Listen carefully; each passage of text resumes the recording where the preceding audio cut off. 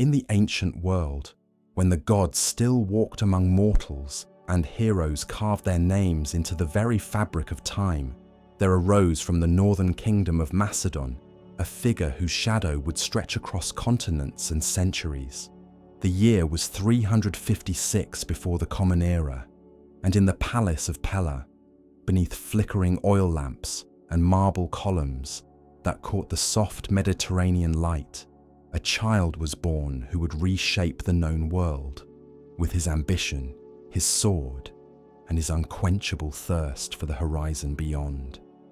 The night of Alexander's birth, they say, witnessed omens that would have given pause to lesser mortals. The great temple of Artemis at Ephesus, one of the 7 wonders of the ancient world, burned to the ground on that very evening. The Magi of Persia whispered that this fire was a harbinger, that somewhere a future destroyer of their empire had drawn his first breath. Lightning split the sky above Pella, illuminating the battlements and watchtowers of the Macedonian stronghold, as if the very heavens were announcing the arrival of one destined to command the lightning of war itself. His father, Philip II of Macedon, was already a man of considerable reputation. Philip had transformed his kingdom from a collection of fractious mountain tribes into a military power that made even Athens and Sparta take notice. With his revolutionary phalanx formations and his diplomatic cunning, Philip had begun the work of uniting the Greek city-states under Macedonian leadership. But on this night, as he gazed upon his newborn son, even Philip could not have imagined the scope of what this child would accomplish.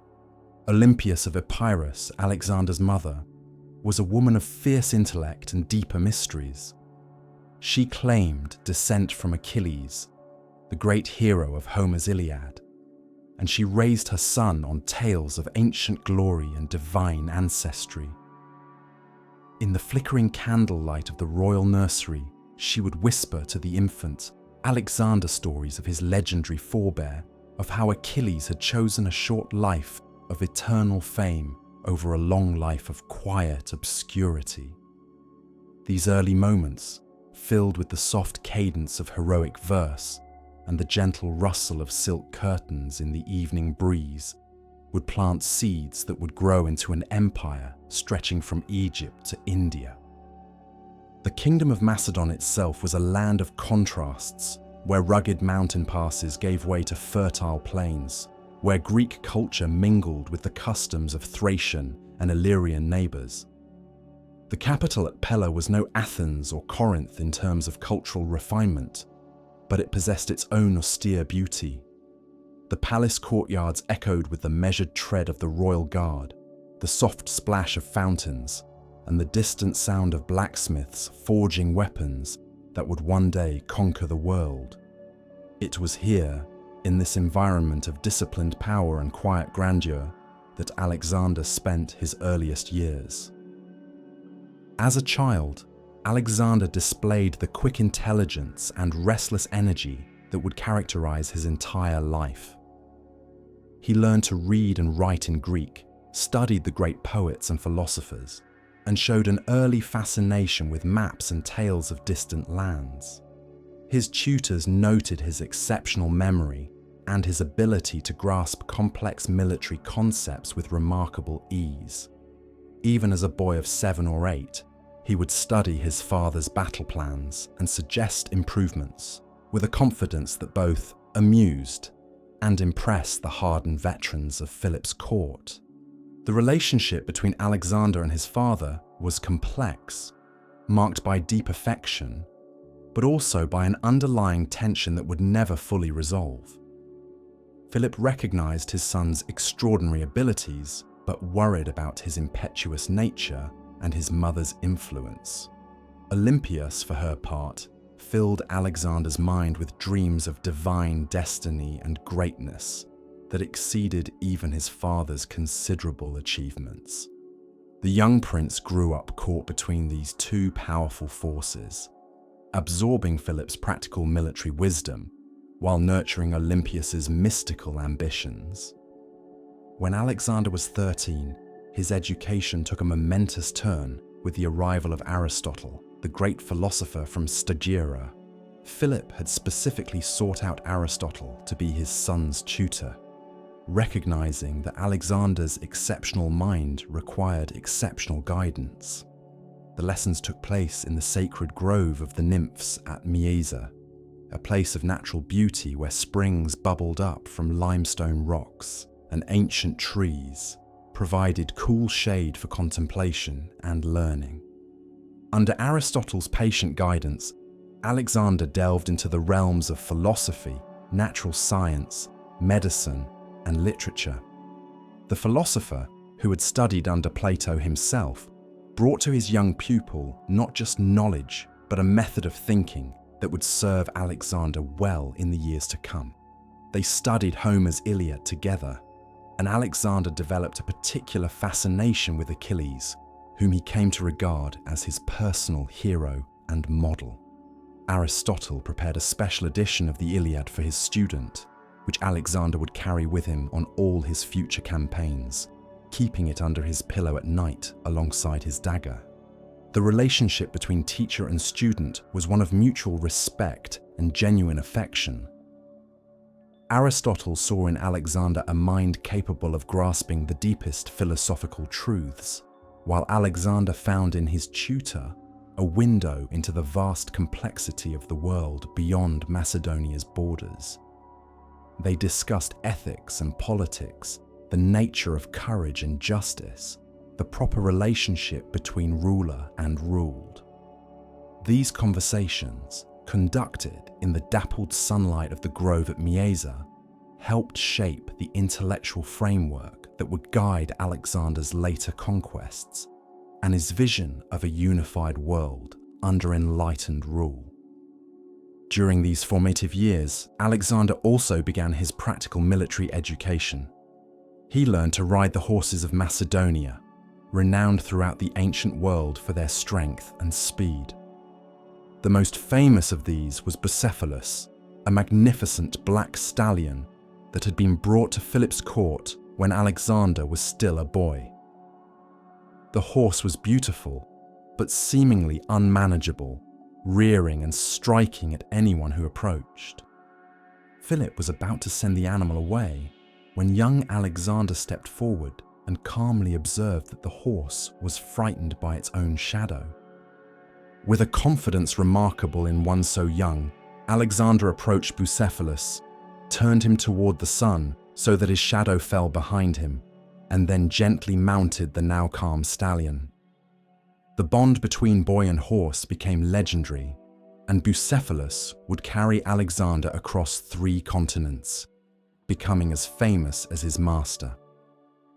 Philip, watching his son master the great horse with such ease and insight, is said to have declared that Macedonia was too small a kingdom for such a boy, and that he must seek out a kingdom worthy of his abilities. As Alexander entered his teenage years, the political situation in Greece was becoming increasingly complex.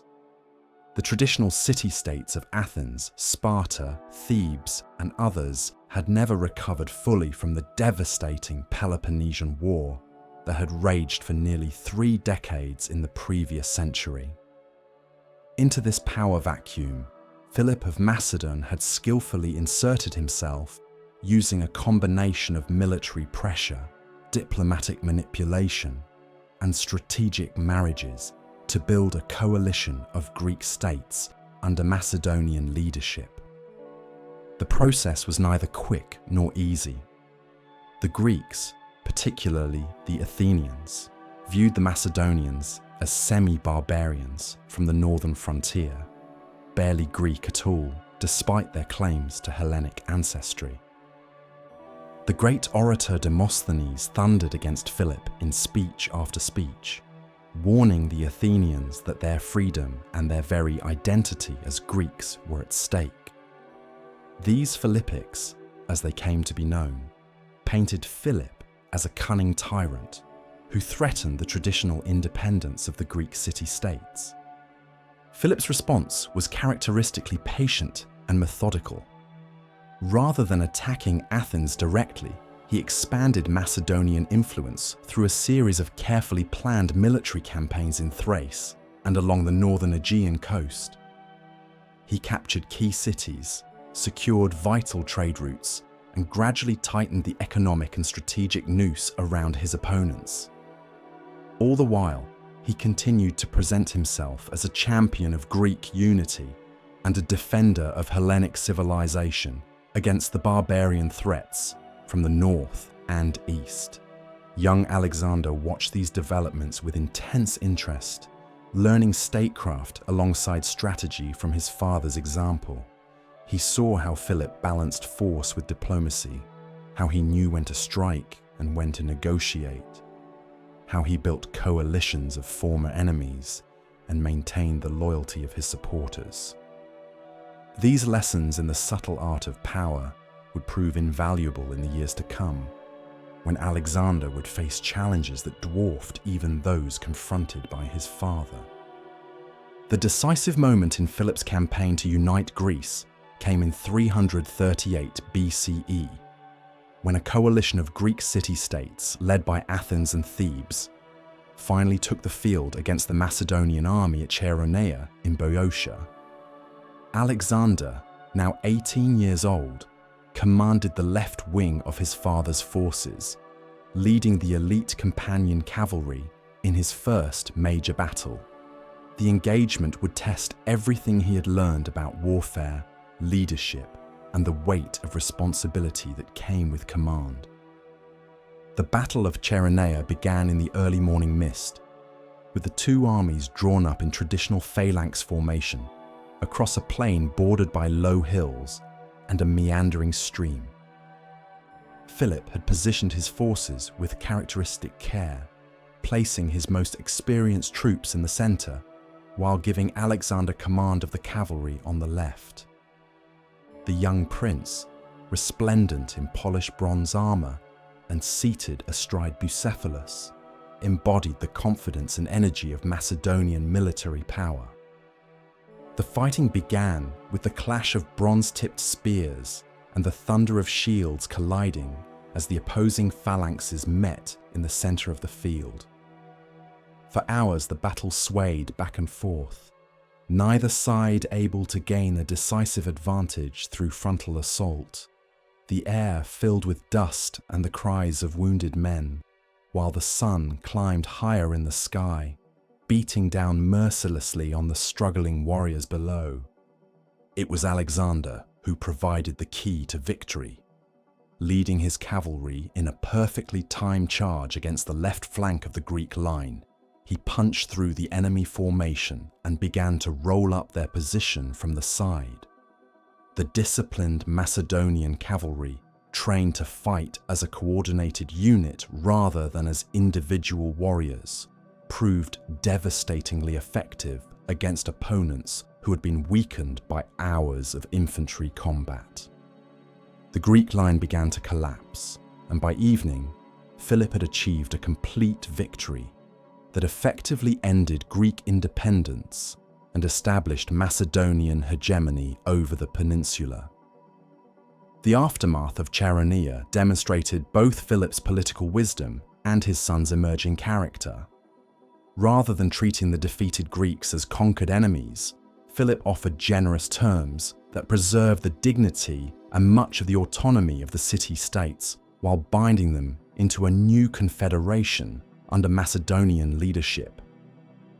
This League of Corinth, as it came to be known, would provide the political framework for the great Eastern expedition that Philip was already planning. Alexander's conduct in victory also revealed important aspects of his personality. Unlike many young commanders intoxicated by their first taste of triumph, he showed remarkable restraint and magnanimity toward the defeated. He personally supervised the collection and proper burial of the enemy dead, a gesture that impressed even those who had fought against him. When he encountered the famous Sacred Band of Thebes, an elite unit of 300 warriors who had died to a man rather than flee the field, Alexander stood silently before their bodies for a long moment, before ordering that they be buried with full military honors.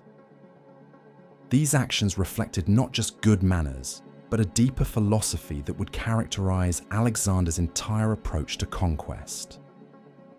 He understood that true victory required not just the defeat of enemies, but their transformation into allies.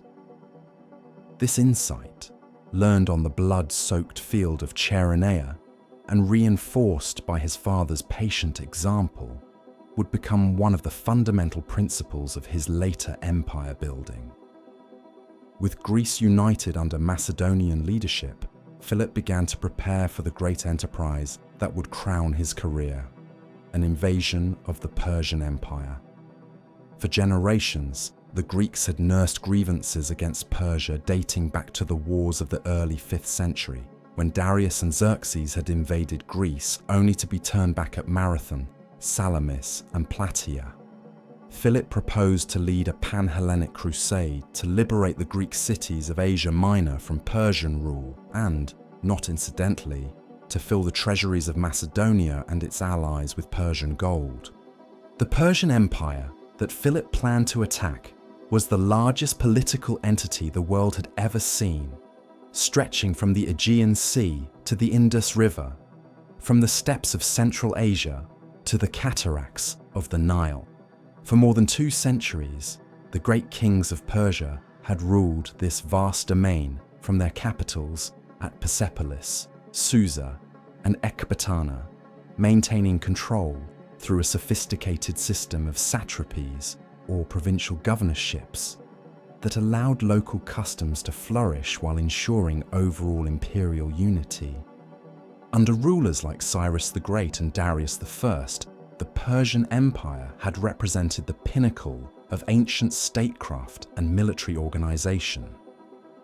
The famous Royal Road connected the far-flung provinces with an efficient system of communications and transportation, while the Persian Navy dominated the Eastern Mediterranean and the Indian Ocean.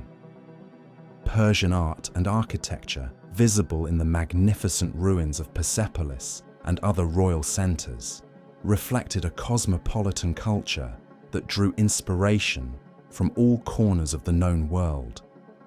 By Philip's time, however, the empire showed signs of the strains that inevitably affected such vast political entities. Succession disputes had weakened the central authority, while provincial governors increasingly acted as independent rulers in all but name. Greek mercenaries served in Persian armies, their military skills highly valued, but their loyalty always questionable. The wealth of the empire remained enormous, but the administrative efficiency and military effectiveness that had once made Persian rule seem unshakable were no longer what they had been in the days of the great kings. Philip's advance guard had already crossed into Asia Minor and established a foothold on the eastern shore of the Hellespont when tragedy struck the Macedonian royal house.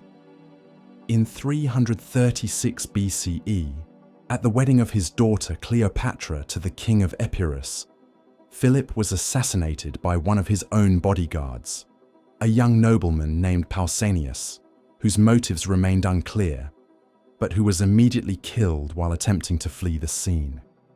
The assassination threw Macedonia into potential chaos at the worst possible moment. Alexander was only 20 years old, untested as a ruler, though proven as a military commander. The Greek city-states, seeing an opportunity to throw off Macedonian control, began to stir with rebellion. The northern tribes that Philip had spent years subduing sensed weakness and prepared to test the new king's resolve. The great eastern expedition seemed likely to die with its originator. Alexander's response to this crisis revealed the extraordinary combination of decisiveness, political skill, and sheer force of personality that would characterize his reign. Moving with characteristic speed, he secured the loyalty of the army and the key figures in the Macedonian court, then turned his attention to the external threats facing his kingdom. Rather than allowing his enemies to dictate the pace of events, Alexander seized the initiative and maintained it through a series of lightning campaigns that demonstrated his mastery of his father's methods, while revealing his own distinctive approach to warfare and statecraft. The first challenge came from the north, where the Thracian and Illyrian tribes had risen in rebellion, confident that the young king could be overwhelmed by a coordinated assault on Macedonia's northern frontiers. Alexander responded by leading his army across the Danube in a surprise attack that caught the rebels completely off guard. Using a combination of military engineering, psychological warfare, and tactical innovation, he defeated the tribal coalition so thoroughly that the northern frontier remained secure for the remainder of his reign. The campaign demonstrated several characteristics that would become hallmarks of Alexander's military style. His use of siege engines and river-crossing equipment showed a sophisticated understanding of military engineering that went beyond traditional Greek warfare. His deployment of psychological tactics, including dramatic personal gestures designed to overawe his enemies, revealed an intuitive grasp of the importance of morale and reputation in ancient combat. Most importantly, his speed of movement and concentration of force at decisive points showed that he had learned well from his father while developing his own innovations. With the northern threat neutralized, Alexander turned south to deal with the Greek rebellion that had erupted in the wake of his father's death. The city of Thebes, encouraged by Persian gold and Athenian promises of support, had expelled its Macedonian garrison and declared independence from the League of Corinth. Other cities watched carefully to see how the young king would respond to this direct challenge to his authority. Alexander's march south was as much a political demonstration as a military campaign. Moving at a pace that astonished contemporary observers, he appeared before the walls of Thebes with a fully equipped army, while the city's leaders were still debating their course of action. The speed of his response sent a clear message throughout Greece. The new king was every bit as formidable as his father had been, and challenges to Macedonian authority would be met with swift and decisive action. The siege of Thebes became a defining moment in Alexander's early reign. Rather than simply overwhelming the city with superior force, he offered generous terms to any who would surrender, demonstrating his preference for political solutions over unnecessary bloodshed. When the Thebans refused and chose to fight, however, Alexander's response was swift and devastating. The city fell after a brief siege, and in a decision that shocked the Greek world, Alexander ordered Thebes to be completely destroyed, its population killed or enslaved, and its territory distributed among neighboring cities. The destruction of Thebes was a calculated act of political theater designed to eliminate any further thoughts of rebellion among the Greek city-states. The message was unmistakable. Macedonia's young king possessed both the power and the will to destroy any who opposed him, but he preferred to rule through consent rather than terror. The shock of Thebes' fate, combined with Alexander's magnanimous treatment of other cities that submitted peacefully, effectively ended Greek resistance to Macedonian rule and allowed him to turn his attention to the great Eastern enterprise.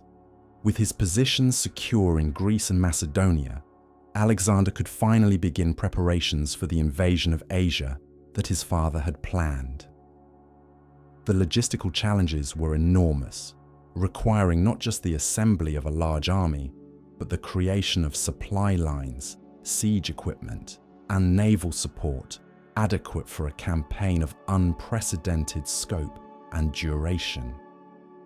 Alexander threw himself into these preparations with characteristic energy, demonstrating the same attention to detail in matters of supply and administration that he showed on the battlefield. The army that Alexander assembled for the invasion of Asia represented the finest military force of its age. At its core were the Macedonian phalanxes, infantry formations, armed with a long spear called the sarissa, and trained to fight in close coordination as a single tactical unit. These troops, drawn from the sturdy farming communities of Macedonia, formed the backbone of Alexander's forces throughout his campaigns. Their discipline, endurance, and loyalty to their young king would prove decisive in battle after battle across 3 continents. Supporting the phalanx were the companion cavalry, the elite mounted troops that Alexander himself would lead in most of his major engagements. These horsemen, recruited from the Macedonian nobility and trained from childhood in the arts of war, combined individual skill with unit cohesion in a way that made them perhaps the finest cavalry force in the ancient world. Their bronze armor glinted in the sun as they rode, and their long lances could punch through enemy formations with devastating effect when properly employed. The army also included substantial contingents of allied troops from throughout Greece, archers from Crete, javelin throwers from the mountains of the north, and engineers capable of constructing siege machines and other specialized equipment. This diverse force, numbering perhaps 35,000 men in total, represented not just military power, but a fusion of Greek tactical innovation with Macedonian discipline and leadership. In the spring of 334 BCE, this army began its march toward the Hellespont, the narrow strait that separated Europe from Asia. Alexander had chosen this route, not just for practical reasons, but for its symbolic significance. It was here that Xerxes had crossed with his vast host to invade Greece more than a century earlier, and here that the legendary heroes of the Trojan War had first set foot on Asian soil. By following in their footsteps, Alexander was consciously placing himself within the great tradition of heroic achievement that stretched back to the earliest Greek myths and legends. The crossing itself was conducted with a ceremony that revealed Alexander's sophisticated understanding of the psychological and political dimensions of his enterprise. As his ship approached the Asian shore, the young king stood at the prow in full armor, a spear in his hand. As the vessel touched the beach, Alexander hurled the spear into the sand and leaped ashore, declaring that he accepted Asia as a gift from the gods. This dramatic gesture, witnessed by thousands of soldiers and carefully reported throughout the Greek world, announced that the invasion was not merely a military campaign, but a sacred mission blessed by divine favor. From the Hellespont, Alexander led his army inland toward the first major Persian force assembled to oppose him. The Persian commander, Arcetes, had gathered an army of perhaps 40,000 men, including a substantial force of Greek mercenaries, at the Granicus River in northwestern Asia Minor. The stage was set for Alexander's first major battle against the forces of the great king, a test that would determine whether the young Macedonian's reputation would survive contact with the military might of the world's greatest empire. The Battle of the Granicus River took place on a warm day in late May, with both armies drawn up on opposite sides of the shallow stream that wound through the rolling hills of northwestern Anatolia. The Persians had positioned themselves on the eastern bank, their cavalry arrayed along the water's edge, while their infantry waited in reserve on higher ground behind them. It was a strong defensive position that forced Alexander to attack across the river under difficult conditions. Alexander's response to this challenge demonstrated both his tactical brilliance and his personal courage. Rather than accepting a frontal assault that would favor the defenders, he feinted with his right wing while personally leading his cavalry in a diagonal charge across the river toward the Persian left. The movement was executed with perfect timing and coordination, catching the enemy commanders off guard and creating a gap in their line that the Macedonian infantry could exploit. The fighting was fierce and personal, with Alexander himself in the thick of the combat, his distinctive armor and plumed helmet making him a target for every Persian noble seeking glory. At one point, surrounded by enemies, he was saved only by the intervention of his bodyguard Clytus, who cut down a Persian cavalryman just as the man was about to strike Alexander from behind. These moments of individual heroism, combined with the superior discipline and coordination of the Macedonian forces, eventually decided the battle in Alexander's favor. The victory at the Granicus had consequences that extended far beyond the immediate military situation. The defeat of a major Persian army demonstrated that the forces of the great king were not invincible, encouraging other opponents of Persian rule throughout Asia Minor to declare their support for the Macedonian cause. More importantly, Alexander's conduct in victory revealed the political strategy that would characterize his entire approach to conquest. Rather than treating the defeated Persians as enemies to be eliminated, Alexander incorporated many of them into his own forces, recognizing their skills and honoring their courage. The Greek mercenaries who had served in the Persian army were treated more harshly, being branded as traitors to the Hellenic cause. But even they were eventually pardoned and allowed to join Alexander's forces. This policy of integration rather than destruction would become one of the key factors in Alexander's success as a conqueror and empire builder. From the Granicus, Alexander began his systematic conquest of Western Asia Minor, employing a combination of military pressure, diplomatic negotiation, and political innovation that proved remarkably effective. Rather than simply capturing cities by force, he often offered generous terms to those who submitted voluntarily, while presenting himself as a liberator come to free the Greek cities of the coast from Persian tyranny. The campaign in Asia Minor revealed Alexander's growing sophistication as a political leader. He understood that lasting conquest required not just military success, but the creation of stable administrative structures that could govern effectively in his absence. In each city that submitted to him, he established new governmental arrangements that balanced local autonomy with imperial oversight, often replacing Persian-appointed tyrants with more popular forms of government, while ensuring that ultimate authority remained with Macedonia. One of the most significant challenges Alexander faced during this period came at the city of Halicarnassus, the strongly fortified capital of Caria on the southwestern coast of Asia Minor.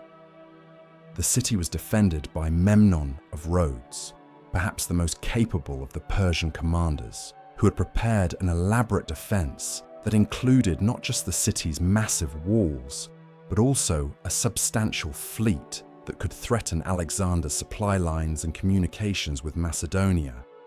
The siege of Halicarnassus became a test of Alexander's abilities as a military engineer and strategist. The city's defenses, enhanced by Persian gold and expertise, represented the most sophisticated fortifications he had yet encountered. Rather than attempting a simple assault, Alexander was forced to employ the full range of siege techniques available to ancient armies. Battering rams, siege towers, undermining operations, and coordinated attacks from multiple directions. The siege dragged on for months, with both sides demonstrating remarkable ingenuity and determination. Memnon's forces launched repeated sorties against the Macedonian siege works, often under cover of darkness, while Alexander's engineers worked steadily to breach the city's defenses. The young king himself was often seen directing the work personally, sharing the dangers faced by his soldiers and demonstrating the hands-on leadership style that inspired such devotion among his troops. When Halicarnassus finally fell, Alexander's treatment of the city again demonstrated his evolving approach to conquest and governance. Rather than sacking the city in traditional fashion, he preserved its economic and cultural institutions while installing new political leadership loyal to Macedonia. The population was treated with consideration, and many of the defending soldiers were offered the opportunity to join Alexander's forces rather than being killed or enslaved. The success at Halicarnassus completed Alexander's conquest of Western Asia Minor and opened the road to the interior of the Persian Empire. As autumn approached, however, the young king faced a crucial strategic decision. He could continue his advance inland, pursuing the retreating Persian forces and seeking a decisive battle with the main enemy army. Or he could secure his position by completing the conquest of the coastal regions and establishing firm control over his supply lines and communications. Alexander chose to advance inland, a decision that reflected both his confidence in his military abilities and his understanding of the psychological dimensions of his campaign. By maintaining the initiative and forcing the Persians to react to his movements, he kept his enemies off balance while demonstrating to potential allies throughout the empire that the momentum lay with Macedonia. This aggressive strategy carried considerable risks, but it also offered the possibility of achieving decisive results before the vast resources of the Persian Empire could be fully mobilized against him. The advance into the interior of Asia Minor brought Alexander's army through some of the most historically significant regions of the ancient world. They passed through Phrygia, where the legendary King Midas had supposedly turned everything he touched to gold, and where Alexander encountered the famous Gordian knot. According to legend, this intricate knot bound the yoke of an ancient chariot, and whoever could untie it would rule all of Asia. Alexander's solution to the puzzle of the Gordian knot became one of the most famous anecdotes of his career. After examining the knot carefully and finding no obvious way to untie it, he drew his sword and cut through it with a single stroke, declaring that it mattered not how the knot was undone, but only that it was undone. Whether this story is literally true or represents a later embellishment, it perfectly captured Alexander's approach to seemingly impossible problems. When conventional methods failed, he was willing to find unconventional solutions, even if they required bold action that others might consider reckless. As Alexander advanced deeper into Asia Minor, the Persian high command was struggling to develop an effective response to the Macedonian invasion. The defeat at the Granicus had demonstrated that traditional Persian tactics were inadequate against Alexander's innovative combination of mobility, coordination, and personal leadership. Darius III, the great king of Persia, began to assemble a vast army from throughout his empire, calling upon the military resources of dozens of satrapies and allied kingdoms. The army that Darius assembled for his confrontation with Alexander was enormous by ancient standards, perhaps numbering 100,000 men or more. It included not just Persian troops, but contingents from throughout the empire: Babylonians and Assyrians from Mesopotamia, Egyptians from the Nile Valley, Scythians from the steppes of Central Asia, and Indians from beyond the Indus River. This multicultural host represented the vast diversity of the Persian Empire, but it also posed significant challenges in terms of coordination, communication, and tactical unity. The two armies finally met in November 333 BCE at Issus, a narrow coastal plain in southeastern Asia Minor, where the mountains came close to the sea. The terrain favored Alexander by limiting the ability of the Persians to deploy their superior numbers effectively, while the proximity of the coast ensured that Darius could not easily retreat if the battle went against him. Both commanders understood that this engagement would likely prove decisive for the entire campaign. The Battle of Issus began before dawn, with both armies deploying in the grey light of early morning.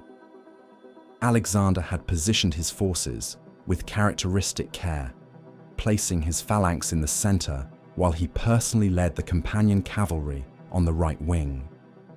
Opposite him, Darius had drawn up his vast host in traditional Persian fashion, with the heavy cavalry on the wings and the infantry, including a substantial force of Greek mercenaries, holding the center. The fighting began with a general advance by the Macedonian line, the long spears of the phalanx gleaming in the morning sun as they moved forward in perfect formation. The Persian response was initially effective, with their left-wing cavalry achieving some success against Alexander's allied troops, but the young king's personal intervention at the crucial moment turned the tide of battle decisively in Macedonia's favor. Alexander's charge across the battlefield at Issus became one of the most famous individual exploits in military history. Leading his cavalry in a wedge formation, he punched directly through the Persian center, heading straight for the position where Darius himself stood in his elaborate chariot. The sight of the Macedonian king bearing down on him with sword raised proved too much for the Persian monarch's nerve, and Darius fled the field, abandoning not just his army, but his family, who fell into Alexander's hands. The victory at Issus was complete and devastating for Persian prestige throughout the ancient world. An army that had represented the military might of the world's greatest empire had been thoroughly defeated by a force less than half its size, led by a king who was still only 23 years old.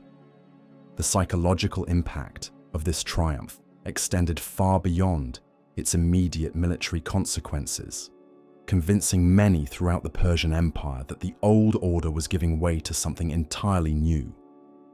Alexander's treatment of Darius's captured family demonstrated the chivalrous side of his character and his sophisticated understanding of political symbolism.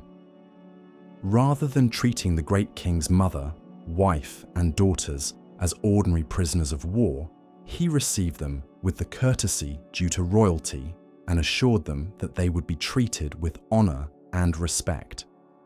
This gesture impressed observers throughout the ancient world and helped establish Alexander's reputation as a king who possessed not just military prowess, but also the personal qualities expected of a ruler. The aftermath of Issus opened new possibilities for Alexander's campaign that went far beyond the original objectives of liberating the Greek cities of Asia Minor. With the main Persian army defeated and Darius in flight, the entire eastern Mediterranean lay open to Macedonian conquest. Alexander could have pursued the fleeing great king directly, seeking to end the war with a final decisive battle, but instead he chose to secure his strategic position by conquering the Persian provinces of Syria, Palestine, and Egypt. This decision reflected Alexander's maturing strategic vision and his understanding of the requirements for building a lasting empire rather than simply winning a series of battles. By controlling the entire eastern Mediterranean coast, he would deny the Persian fleet its bases, while securing enormous wealth for his own treasury. The conquest of Egypt, in particular, would provide both symbolic legitimacy and practical resources that would prove invaluable for the continuation of his campaigns. The march south from Issus brought Alexander's army through some of the most historically significant regions of the ancient world. They passed through Syria, where ancient cities like Damascus and Aleppo had stood at the crossroads of civilizations for millennia, and where Alexander first encountered the sophisticated urban cultures of the Near East. The wealth and refinement of these cities impressed the young king and his soldiers, providing them with their first real taste of the riches that Persian rule had brought to the region. The siege of Tyre, the great Phoenician city built on an island off the coast of what is now Lebanon, became one of the most famous military exploits of Alexander's career. The city's position on its island fortress, surrounded by deep water and defended by massive walls, had made it virtually impregnable to traditional siege methods. Previous conquerors, including the Babylonian king Nebuchadnezzar, had spent years trying to capture Tyre without success. Alexander's solution to the problem of Tyre demonstrated his willingness to attempt engineering projects that others would have considered impossible. Rather than accepting the city's natural defences, he ordered the construction of a causeway from the mainland to the island, a massive undertaking that required months of labour and enormous quantities of stone, timber, and other materials. The causeway was built under constant attack from the Tyrian fleet and defenders, making it as much a military as an engineering achievement. The construction of the causeway to Tyre became a symbol of Alexander's determination and his ability to achieve seemingly impossible objectives through a combination of innovative thinking and relentless execution. As the causeway gradually extended toward the island, the defenders of Tyre launched increasingly desperate attacks to halt its progress, using fire ships, divers, and artillery to try to destroy the Macedonian works. Alexander's engineers responded with their own innovations, including the construction of siege towers on the causeway itself and the deployment of catapults and other artillery to suppress the enemy's defensive efforts. When Tyre finally fell after a siege of 7 months, Alexander's treatment of the city was notably harsh, reflecting his anger at the prolonged resistance and the casualties it had cost his army. The city was sacked, its population killed or enslaved, and its buildings largely destroyed. This severity sent a clear message to other cities in the region about the consequences of prolonged resistance to Macedonian authority. But it also demonstrated that Alexander's magnanimity and victory was not unlimited. The fall of Tyre opened the way to Egypt, the ancient kingdom of the pharaohs that had been incorporated into the Persian Empire 2 centuries earlier, but had never fully accepted foreign rule. The Egyptians, with their long tradition of independence and their sophisticated cultural and religious institutions, represented both an opportunity and a challenge for Alexander's expanding empire. Their submission would provide enormous wealth and prestige, but governing such an ancient and complex society would require all of his political skills. Alexander's entry into Egypt in 332 BCE was more a triumphal procession than a military conquest. The Persian satrap offered no resistance, and the Egyptian priesthood, eager to be rid of foreign rule, welcomed the young Macedonian as a liberator. The ancient cities of Memphis and Thebes opened their gates without a siege, and Alexander was formally recognized as pharaoh in ceremonies that trace their origins back thousands of years to the very beginning of Egyptian civilization. The time Alexander spent in Egypt marked a crucial phase in his personal development and his evolving conception of kingship. The ancient temples and monuments of the Nile Valley, with their testimony to thousands of years of continuous civilization, impressed the young king profoundly. He spent considerable time with Egyptian priests and scholars, learning about their religious beliefs, their mathematical and astronomical knowledge, and their sophisticated administrative systems. The most famous episode of Alexander's sojourn in Egypt was his journey to the Oracle of Ammon at the oasis of Siwa, deep in the Libyan desert. This dangerous expedition, undertaken with only a small escort across hundreds of miles of trackless waste, demonstrated Alexander's growing fascination with the mystical aspects of kingship and his desire to understand his own destiny in cosmic terms. The Oracle of Ammon was one of the most revered religious sites in the ancient world, consulted by rulers and pilgrims from across the Mediterranean and beyond. The god Ammon, identified by the Greeks with their own Zeus, was believed to speak through his priests at Siwa, offering guidance on matters of supreme importance. Alexander's decision to make this perilous journey, at a time when his army was waiting for him to continue the campaign against Persia, reflected his need to resolve questions about his own identity and purpose that had troubled him since childhood. The journey across the desert was fraught with danger, as Alexander and his small party faced the constant threats of sandstorms, dehydration, and losing their way in the vast emptiness of the Sahara. Ancient sources tell of miraculous guidance provided by flights of birds and sudden rainstorms that saved the expedition from disaster. But these may reflect later embellishments designed to emphasize the divine favor that seemed to accompany Alexander throughout his career. What transpired during Alexander's private consultation with the oracle at Siwa remained forever secret, as the young king never revealed the specific words that passed between him and the priests of Ammon. However, his behavior upon returning from the oasis suggested that he had received confirmation of beliefs that had been growing within him for some time. From this point forward, Alexander began to present himself not merely as a successful military commander, but as a figure chosen by the gods for a special destiny that transcended ordinary human ambition. The psychological impact of the Siwa expedition on Alexander himself was profound, but its political consequences were equally significant.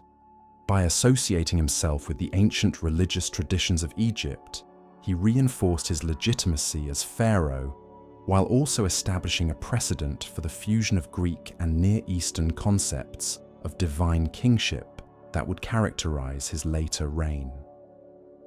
The young man who had entered Egypt as a Macedonian conqueror emerged as something more complex, a ruler who claimed to embody both Greek heroic ideals and the timeless authority of the pharaohs. While in Egypt, Alexander also founded the city that would become his most lasting monument, Alexandria. The site he chose, at the mouth of the Nile, where the ancient Pharos lighthouse would later stand, demonstrated his remarkable eye for geography and commerce. Alexandria was positioned to control the trade routes between the Mediterranean and the Indian Ocean, between Europe and Africa, between the wheat fields of the Nile Delta and the markets of the Greek world.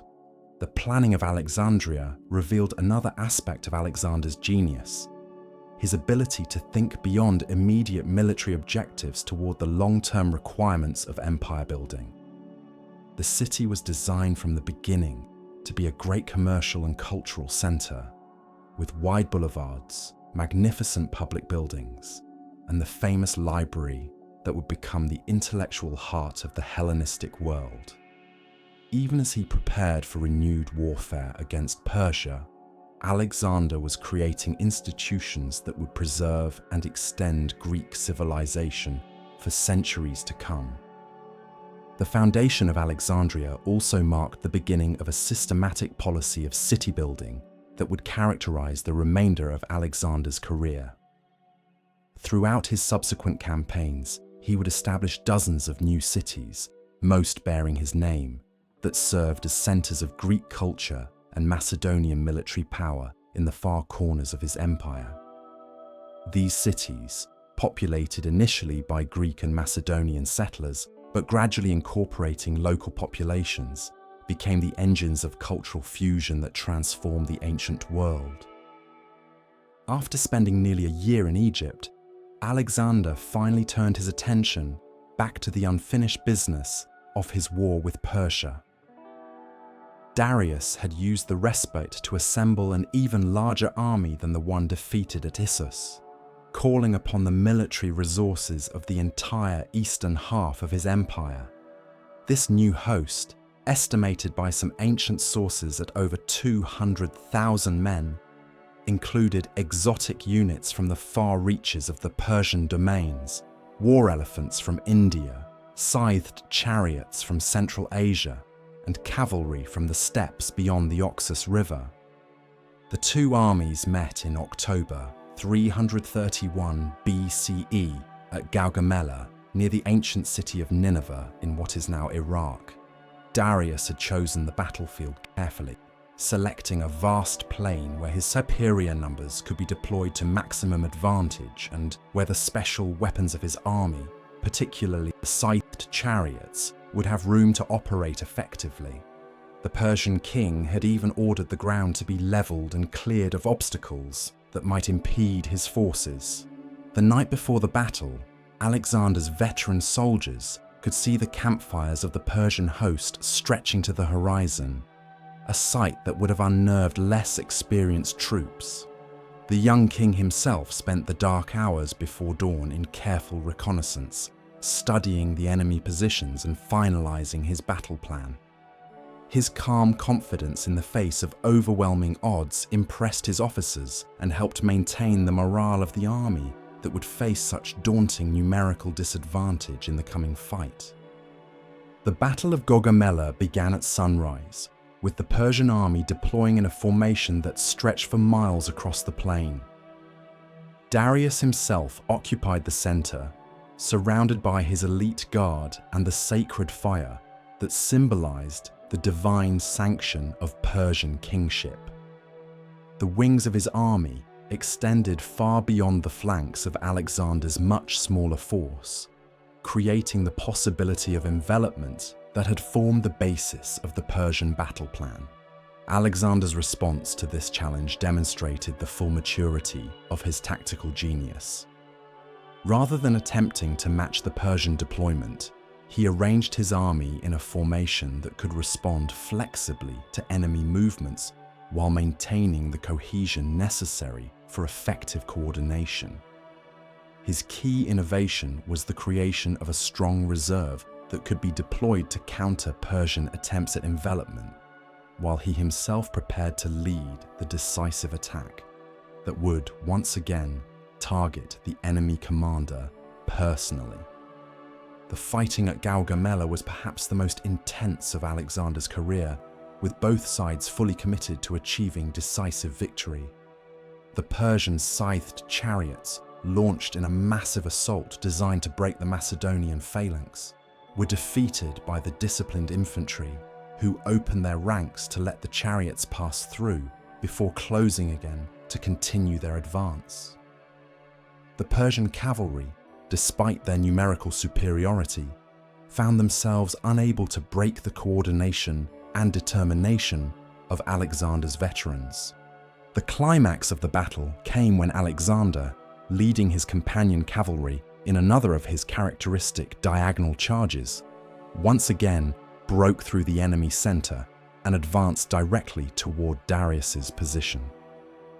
The sight of the Macedonian king, his armor gleaming in the afternoon sun, and his spear aimed directly at the great king's heart, proved too much for Persian morale. For the second time, Darius fled the field, abandoning his army and his empire to save his own life. The victory at Gaugamela was even more complete than the triumph at Issus, effectively ending organized Persian resistance to Alexander's advance.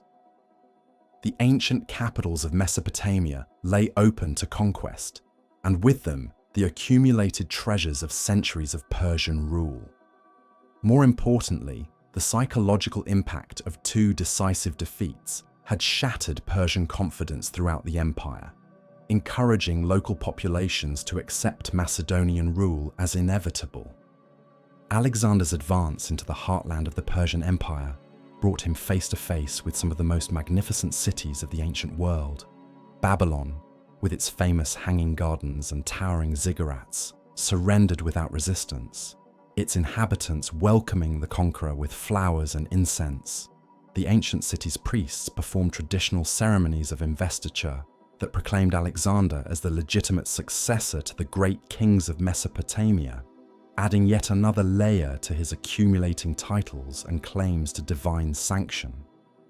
The conquest of Babylon was followed by the capture of Susa, one of the principal Persian capitals and the repository of enormous royal treasures. The wealth that Alexander's army discovered in the palace complex at Susa exceeded even their wildest expectations, including not just gold and silver, but precious stones, works of art, and luxury goods from every corner of the known world.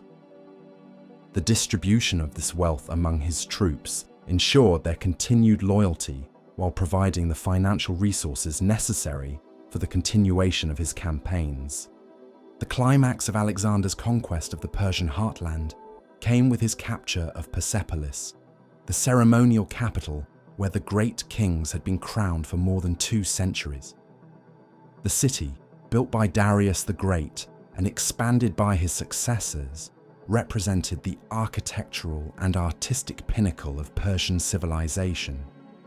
Its magnificent palaces, adorned with reliefs showing the submission of all the world's peoples to Persian authority, embodied the imperial ideology that Alexander was in the process of replacing with his own vision of universal monarchy.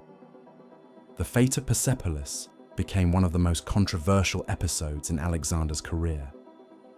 After occupying the city and securing its treasures, he ordered the royal palace complex to be burned, supposedly in revenge for the Persian destruction of Athens more than a century earlier. Whether this destruction was a calculated political gesture or the result of a drunken revel that got out of hand remains unclear, but its impact on Persian opinion was devastating, convincing many that Alexander was not the legitimate successor to the Achaemenid kings, but merely another foreign conqueror bent on destroying their ancient heritage. The burning of Persepolis marked a turning point in Alexander's reign, both in terms of his relationship with his Persian subjects and his evolving conception of his own role as a world ruler. Up to this point, he had generally presented himself as a liberator, come to free the peoples of the empire from tyrannical rule, but the destruction of Persia's most sacred city suggested a different and more ominous interpretation of his intentions. From Persepolis, Alexander continued his pursuit of Darius, who had fled to the eastern provinces of his empire in a desperate attempt to rally support for continued resistance. The chase led through the rugged mountains of Media and into the deserts of eastern Iran, where the young king encountered landscapes and peoples far different from anything he had known in the Mediterranean world. The vast emptiness of the Iranian plateau, broken by ancient cities that had stood at the crossroads of Asian trade routes for millennia, opened Alexander's eyes to the true scale of the empire he was conquering. The pursuit of Darius ended in tragedy when the great king was murdered by his own courtiers, led by the satrap Bessus, who hoped to save themselves by delivering their master's head to the Macedonian conqueror. Alexander's reaction to this news revealed the complexity of his feelings towards his defeated rival. Rather than celebrating the elimination of his enemy, he expressed genuine grief at Darius's ignoble end and ordered that the last Achaemenid king be buried with royal honors at Persepolis. Alexander's treatment of Darius's body and his pursuit of his murderers demonstrated his growing identification with Persian royal traditions and his desire to be seen as the legitimate successor to the Achaemenid dynasty rather than merely its destroyer. This evolution in his thinking would have profound consequences for the remainder of his reign, as he attempted to fuse Greek and Persian political traditions into a new form of universal monarchy that could govern effectively across the vast cultural and geographical diversity of his empire. The death of Darius marked the end of the Persian Empire as a political entity, but it did not end Alexander's campaigns in the east. Bessus and other Persian nobles had declared their independence in the remote provinces of Bactria and Sogdiana in what is now Afghanistan and Central Asia, creating a new phase of Alexander's conquests that would prove far more challenging than anything he had yet encountered. The campaigns in Central Asia, which occupied Alexander for nearly 3 years, tested his army's endurance and his own leadership abilities to their limits. The terrain was difficult, ranging from scorching deserts to snow-covered mountain passes, while the enemy employed guerrilla tactics that made traditional Greek military methods largely ineffective. The local populations, fiercely independent and skilled in the arts of irregular warfare, proved far more difficult to subdue than the organized armies of the Persian Empire. Alexander's response to these challenges demonstrated his remarkable adaptability as a military commander.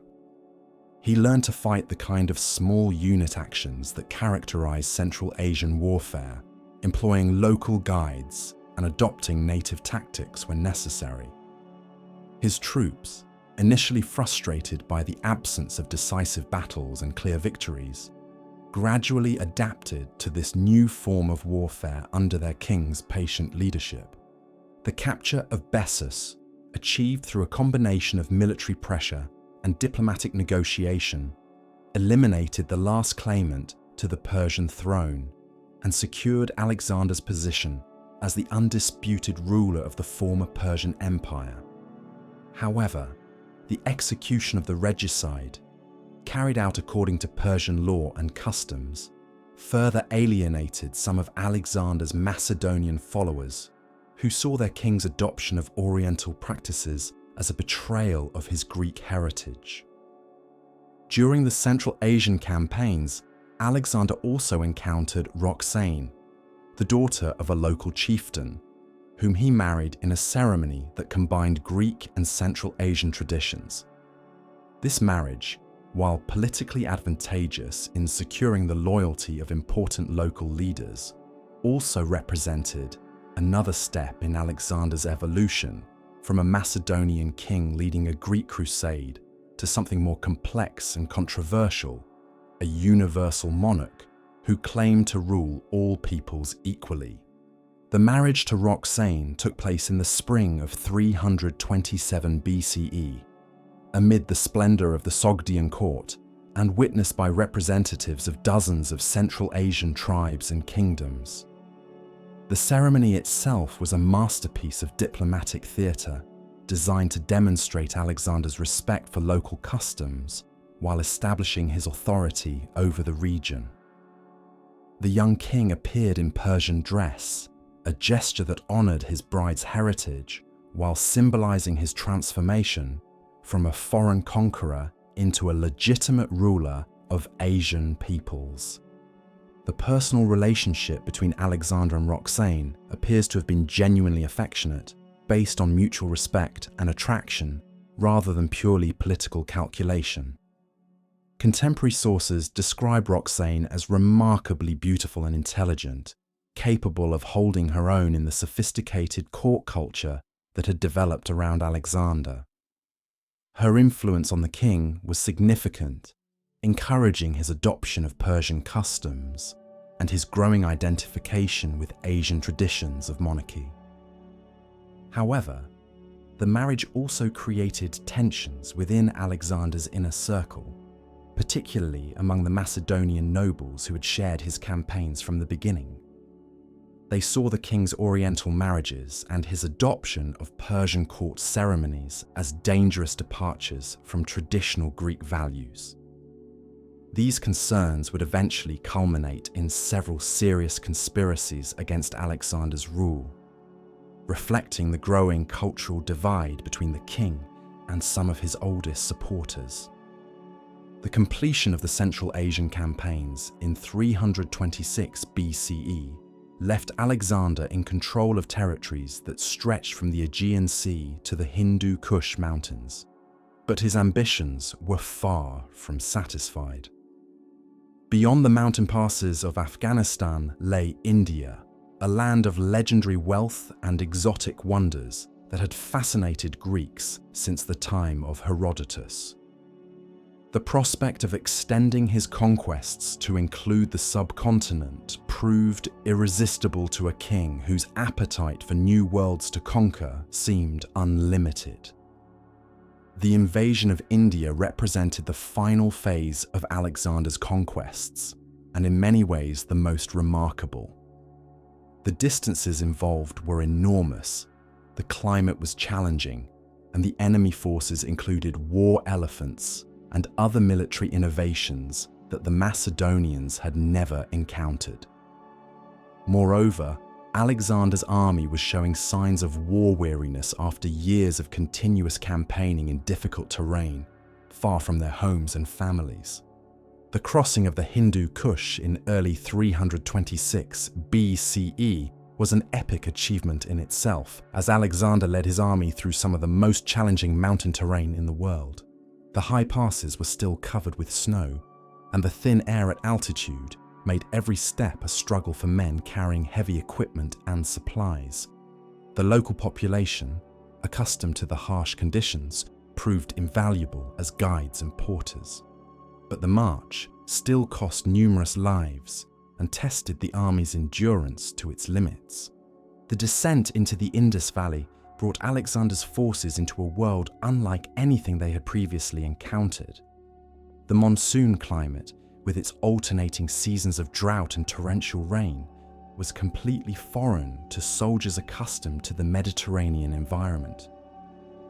The vegetation was lush and strange, dominated by tropical species that seemed to embody the exotic nature of this new land. Most challenging of all were the people themselves, organized into numerous kingdoms and tribal confederations, each with its own military traditions and political systems. Alexander's first major opponent in India was King Porus, who ruled a kingdom along the Hydaspes River in what is now the Punjab region of Pakistan. Porus was a formidable adversary, commanding not only a large army of experienced warriors, but also a corps of war elephants that represented a completely new tactical challenge for the Macedonian forces. The animals, trained for battle and capable of spreading panic among troops unfamiliar with them, had given Indian armies a significant advantage over previous invaders. The Battle of the Hydaspes, fought in the monsoon season of 326 BCE, became one of Alexander's most celebrated victories, and demonstrated his continued ability to adapt his tactics to new challenges. The river crossing itself was a masterpiece of military engineering, accomplished during a thunderstorm that provided cover for the Macedonian advance. Alexander's forces were divided into multiple columns, with feints and diversions designed to confuse Porus about the location of the main attack. The fighting that followed was unlike anything in Alexander's previous experience. The war elephants, charging with their massive bulk and trumpeting their rage, initially created chaos in the Macedonian ranks. However, Alexander's veterans, disciplined by years of combat experience, gradually adapted to this new form of warfare. They learned to target the elephant drivers, to use their long spears to wound the animals, and to coordinate their movements in ways that neutralized the elephants' advantages. The climax of the battle came when Alexander, leading his cavalry in yet another of his famous charges, broke through the Indian left wing and began to roll up Porus's entire formation. The Indian king, mounted on the largest of his war elephants and fighting with desperate courage, continued to resist even as his army disintegrated around him. When he was finally wounded and captured, his dignity in defeat impressed Alexander so much that he not only spared Porus's life, but restored him to his throne as an ally and subordinate. Alexander's treatment of Porus became legendary throughout the ancient world as an example of magnanimity in victory. When asked how he wished to be treated, Porus reportedly replied, "Like a king," to which Alexander responded that he would indeed be treated like a king, and more than a king, for he would now rule his territory as Alexander's ally rather than his enemy. This exchange, whether literally accurate or not, perfectly captured Alexander's evolving approach to conquest and governance. The victory at the Hydaspes opened the way for further advance into the Indian subcontinent, and Alexander was eager to continue his conquests toward the Ganges River, where he had heard that even greater kingdoms and treasures awaited. However, his army had reached the limit of their endurance and their willingness to follow their king into ever more distant and dangerous lands. The monsoon rains, the unfamiliar diseases, and the prospect of facing even larger armies equipped with hundreds of war elephants had finally broken the spirit that had carried the Macedonians across 3 continents. The mutiny at the Hyphasis River marked the only occasion in Alexander's career when his troops refused to follow his orders.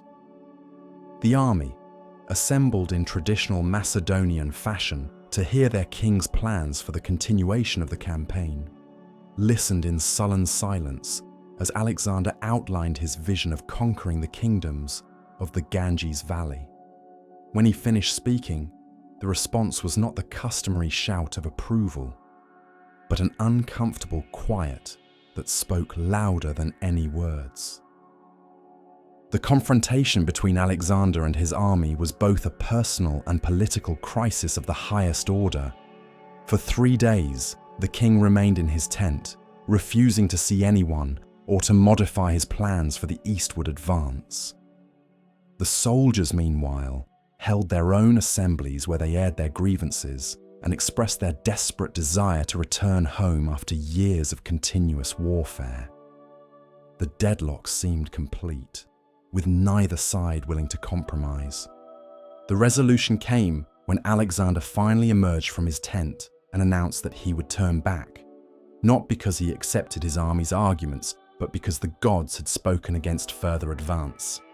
This face-saving formula allowed both the king and his soldiers to maintain their dignity, while acknowledging the practical reality that the campaign could not continue without the army's willing cooperation.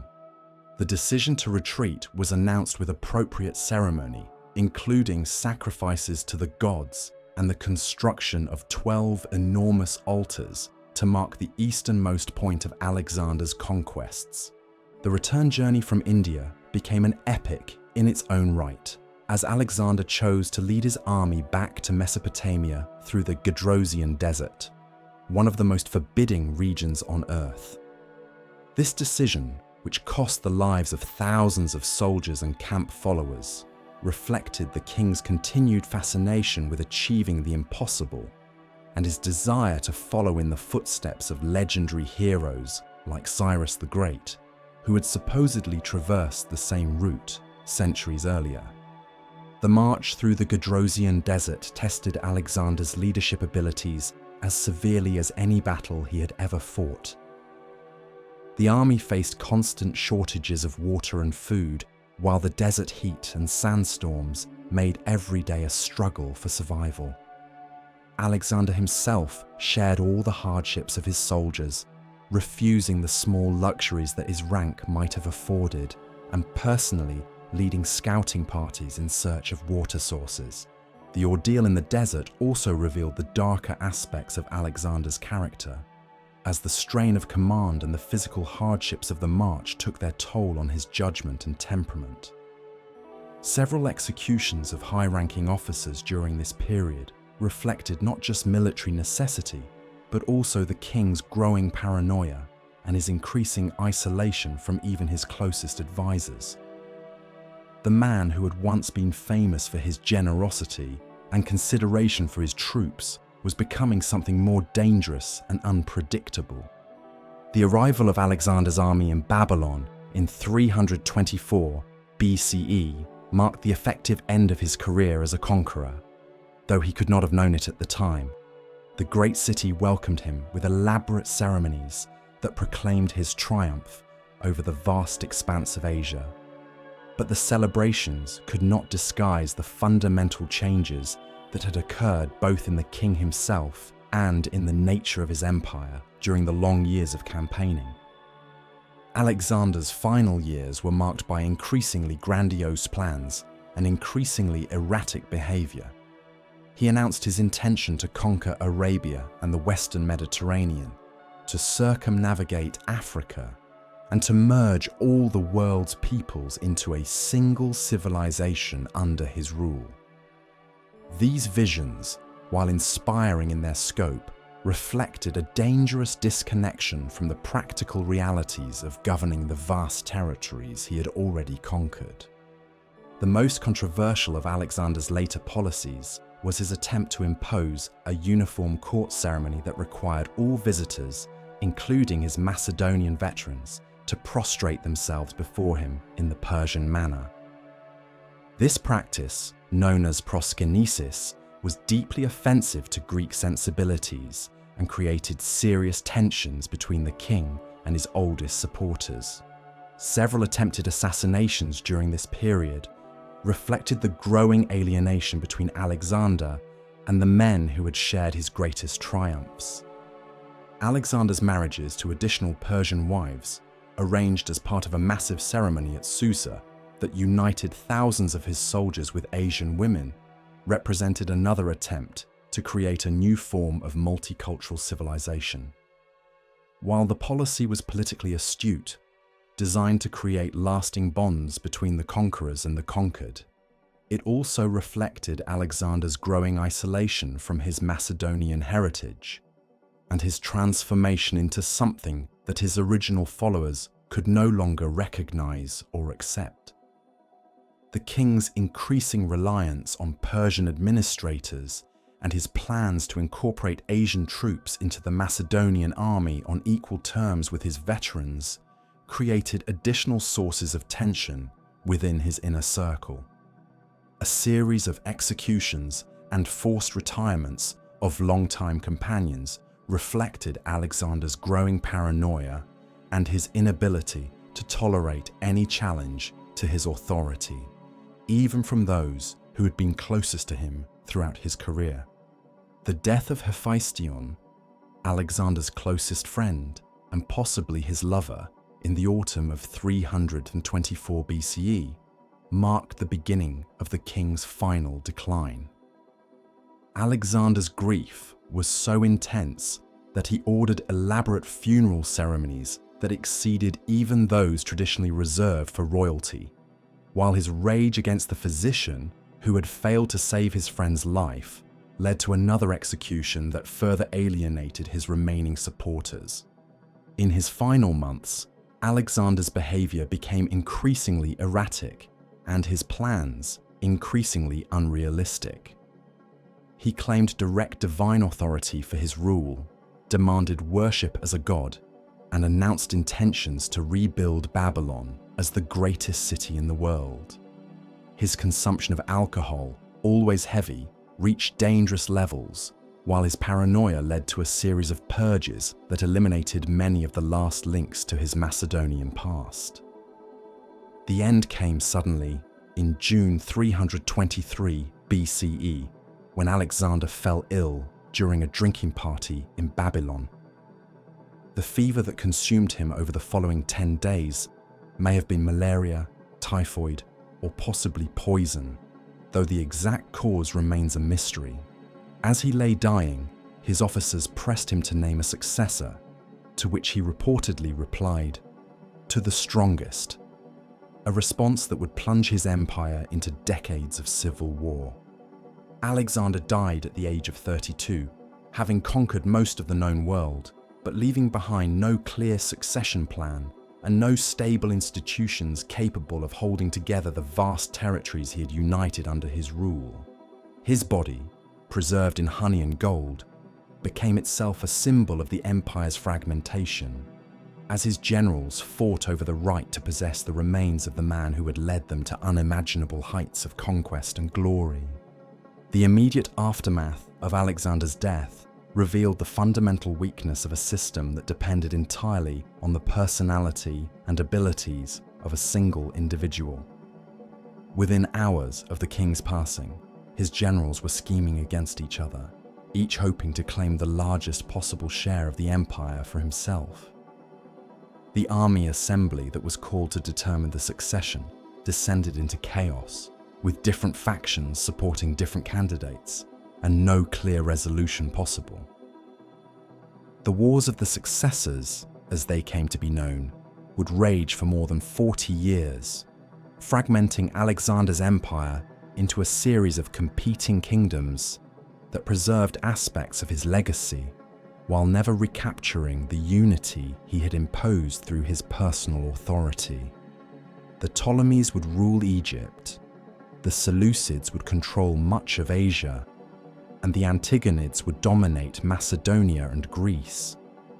But none would achieve the universal monarchy that Alexander had envisioned. Yet even in fragmentation, Alexander's empire had transformed the ancient world in ways that would endure for centuries. The cities he had founded became centers of Greek culture throughout Asia and Africa, spreading Hellenic art, literature, philosophy, and science to peoples who had never known such influences. The fusion of Greek and Near Eastern traditions that he had promoted created new forms of art, new philosophical schools, and new religious movements that would influence the development of civilization for generations to come. The economic impact of Alexander's conquests was equally profound, as the vast treasures he had seized from Persian palaces were distributed throughout the Mediterranean world, creating a period of unprecedented prosperity and commercial expansion.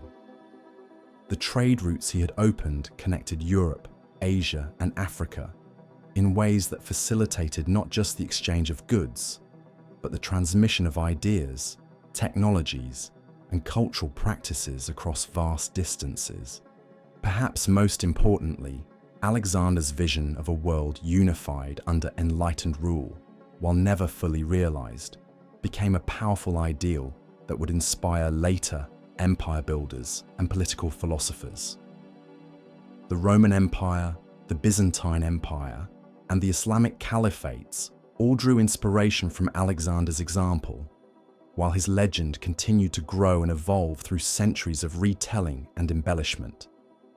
The historical Alexander, the man who had lived and died in the 4th century BCE, gradually became transformed into a figure of myth and legend whose exploits were recounted in dozens of languages across 3 continents. The Alexander Romance, a collection of stories about his adventures that bore little resemblance to historical fact, became one of the most popular works of literature in the medieval world, inspiring countless adaptations and variations.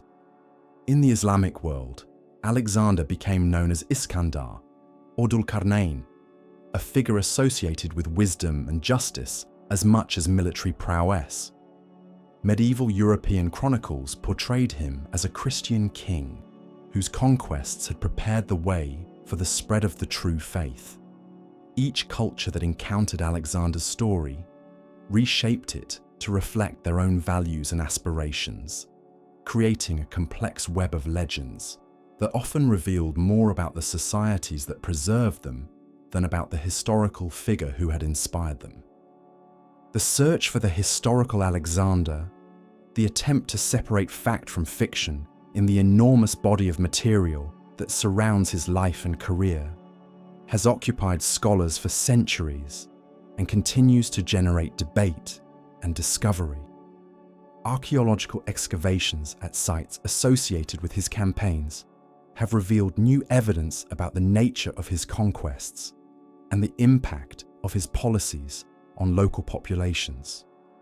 Literary analysis of the ancient sources has provided fresh insights into the political and cultural contexts that shaped his decisions and his legacy. What emerges from this scholarly investigation is a figure of extraordinary complexity, a man whose achievements and failures reflected both the possibilities and the limitations of human ambition. Alexander was undoubtedly one of the greatest military commanders in history, capable of inspiring fierce loyalty and achieving victories that seemed impossible to contemporary observers. His political vision, while flawed in its execution, represented a remarkably sophisticated attempt to create new forms of government capable of ruling across vast cultural and geographical diversity. At the same time, Alexander was clearly a product of his time and culture, shaped by Greek concepts of heroism and honor that emphasized individual achievement over collective welfare. His treatment of defeated enemies, while often generous by ancient standards, reflected assumptions about the rights of conquerors that modern observers find troubling. His personal relationships, marked by both deep affection and sudden violence, revealed the psychological costs of absolute power and the isolation that such authority inevitably creates. The final assessment of Alexander's life and career must acknowledge both his extraordinary achievements and his ultimate failure to create lasting institutions that could preserve his vision beyond his own lifetime. He conquered the world but could not conquer the human nature that made such conquests temporary. He dreamed of unity but created division. He sought immortal glory and achieved it, but at a cost that included not just his own life, but the lives of hundreds of thousands of others whose names history has forgotten. Yet in the end, it may be precisely this combination of triumph and tragedy that has made Alexander's story so compelling across the centuries. In his rise and fall, his victories and defeats, his nobility and his cruelty, he embodied the full range of human possibility, the heights to which mortal ambition can soar and the depths to which it can descend. His empire crumbled, his cities fell into ruin, his successors forgot his vision. But his name and his story endured, passing from generation to generation, from culture to culture, carrying with them the eternal fascination of a life lived without limits or compromise. The immediate consequences of Alexander's death rippled outward from Babylon, like waves from a stone dropped into still water, each circle of disturbance growing wider and more chaotic as it spread. Within the palace walls, where the great conqueror's body lay in state, his generals gathered in emergency council, their voices rising in heated debate as they grappled with questions that no one had dared to ask while their king lived. Who would inherit this vast empire? How could territories stretching from the Adriatic to the Indus be governed as a single entity? What would become of the grand vision of cultural fusion that Alexander had promoted in his final years? The succession crisis that erupted immediately after Alexander's death would prove to be one of the most complex and destructive conflicts in ancient history. The problem lay not just in the absence of a clear heir, but in the very nature of the empire Alexander had created. Unlike traditional kingdoms that grew gradually from tribal territories or city-states, this vast dominion had been assembled through conquest alone, held together by the personal authority and charisma of a single individual. Without that unifying presence, the empire began to fragment almost immediately along ethnic, geographic, and personal lines. Alexander's infant son by Roxane, born after the king's death and named Alexander IV, provided one possible solution to the succession question. But a baby could hardly rule an empire that required constant military and administrative attention. His half-brother, Philip Aridaeus, the son of Philip II by a minor wife, offered another possibility, but his mental disabilities made him equally unsuitable for independent rule. The absence of a viable heir meant that ultimate authority would have to be exercised by regents acting in the name of the royal family. But this arrangement satisfied no one and pleased everyone, least of all the ambitious generals who had shared in Alexander's conquests. The first attempt at a settlement came through the partition of Babylon, negotiated in the immediate aftermath of Alexander's death by the senior commanders, who happened to be present in the capital. This agreement, hammered out through days of tense negotiation and barely controlled violence, attempted to preserve the unity of the empire while recognizing the practical necessity of dividing administrative responsibilities among Alexander's most capable lieutenants. Under the terms of the Babylon settlement, Perdiccas, who had been Alexander's second-in-command during the final years of the reign, was appointed regent for the two kings, with overall responsibility for maintaining imperial unity and coordinating policy among the various satrapies.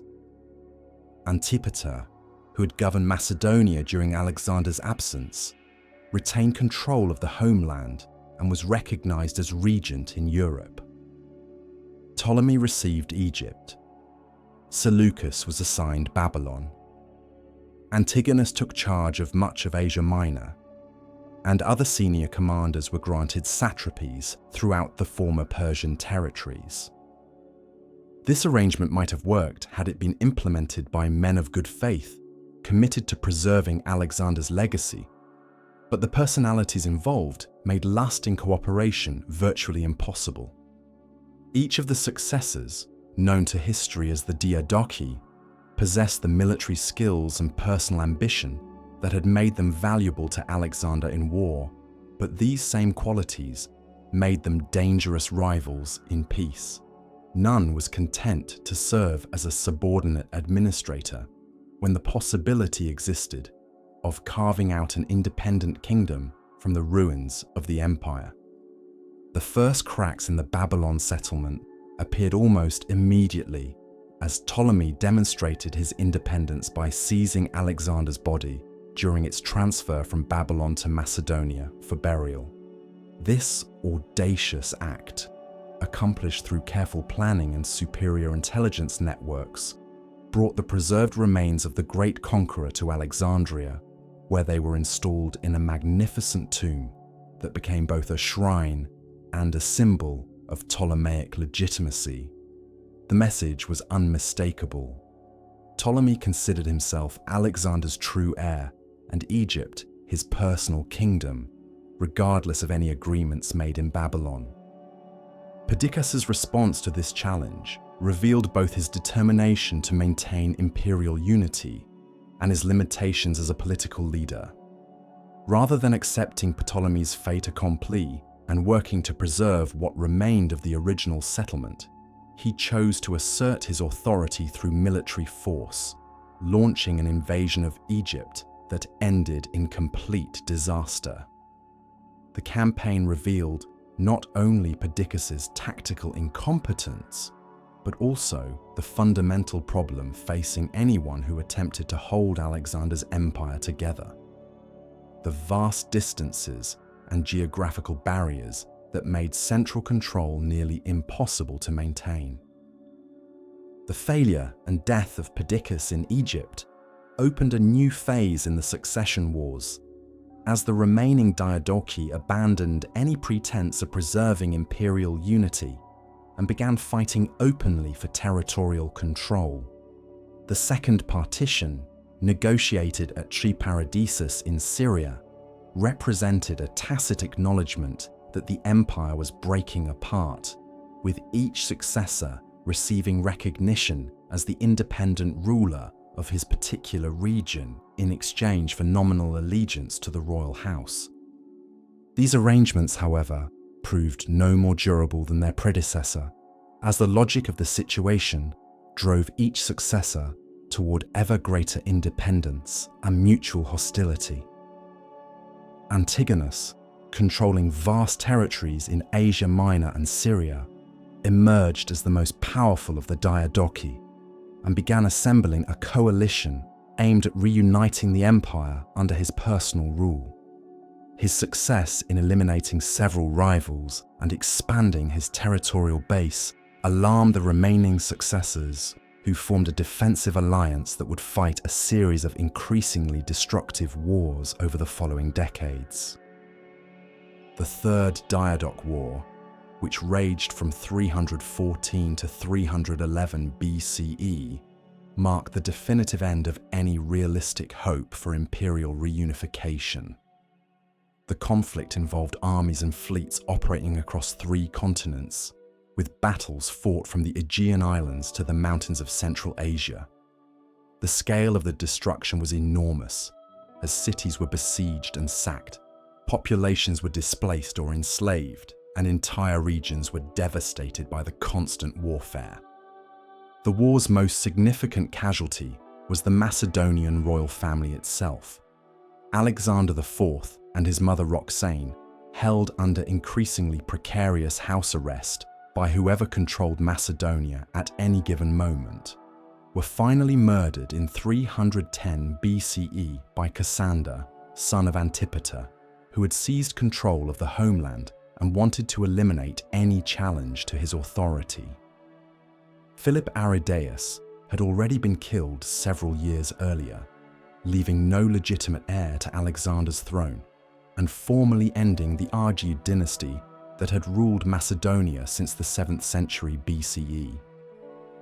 With the royal family extinct, the pretense of fighting for imperial unity could no longer be maintained, and the surviving Diadochi began adopting royal titles and establishing independent dynasties. Ptolemy proclaimed himself Pharaoh of Egypt in 305 BCE. Seleucus assumed the title of Great King in Babylon. Antigonus declared himself King of Asia, and the others followed suit in their respective territories. The empire that Alexander had created through 15 years of conquest was now formally divided among his former subordinates, each ruling as an independent monarch over territories that would never again be united under a single crown. Yet even as the political unity of Alexander's empire dissolved, the cultural and economic transformations he had initiated continued to reshape the ancient world in ways that would endure for centuries. The Hellenistic kingdoms that emerged from the succession wars, while politically independent, shared common features that reflected their common origin in Alexander's conquests and his vision of cultural fusion. The Ptolemaic kingdom of Egypt represented perhaps the most successful of these Hellenistic states, combining the administrative efficiency of pharaonic tradition with the commercial dynamism of Greek culture.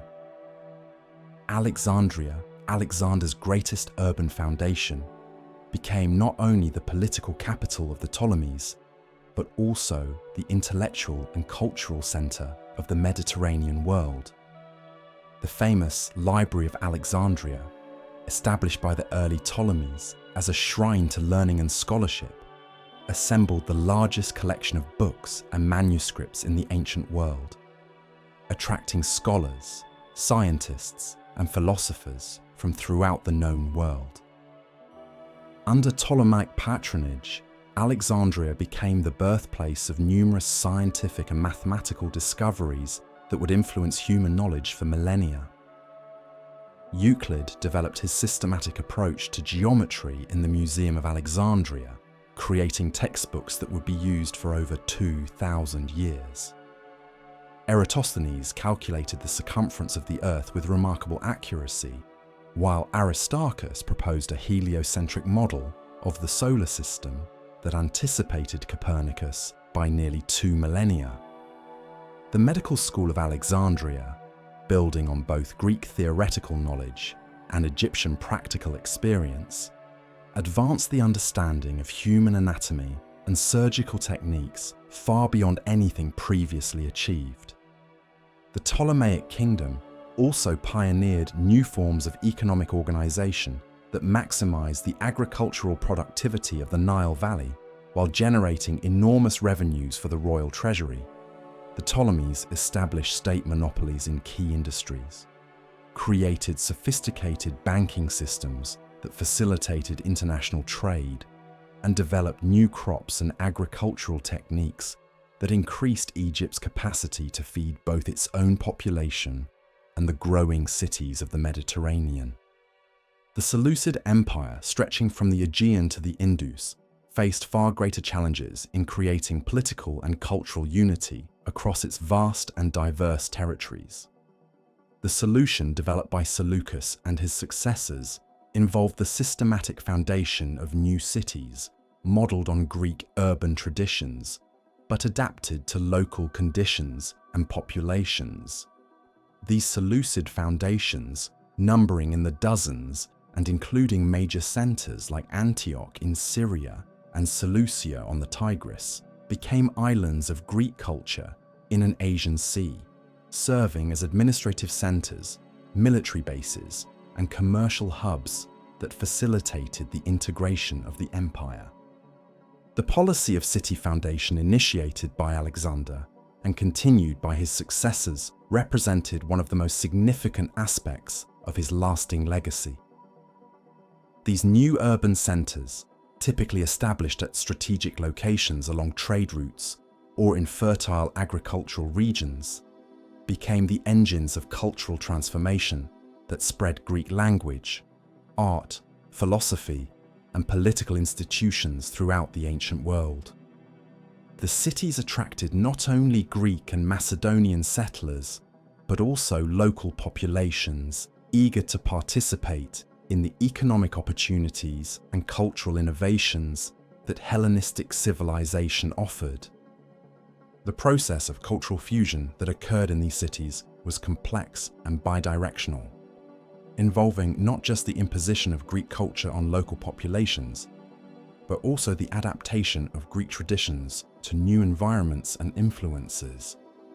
Local artistic styles influenced Greek sculptors and painters, creating distinctive regional variations within Hellenistic art. Religious syncretism produced new cults that combined Greek and local deities, while philosophical schools adapted their teachings to address the spiritual needs of diverse populations.